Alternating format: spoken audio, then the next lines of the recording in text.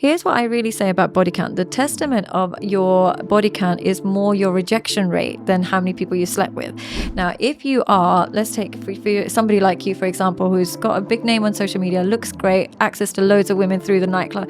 Now, if your body count is, let's say if it's 10, but you've had hundreds of girls throwing themselves at you, yours is actually still low.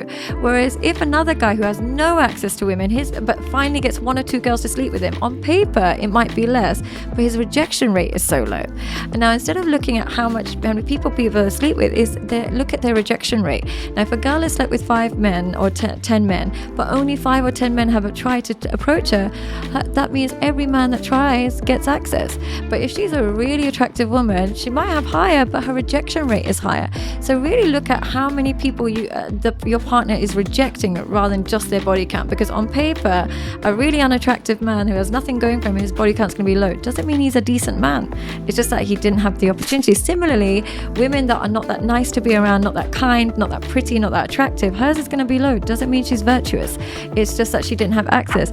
It's the ones that have access but choose to be selective.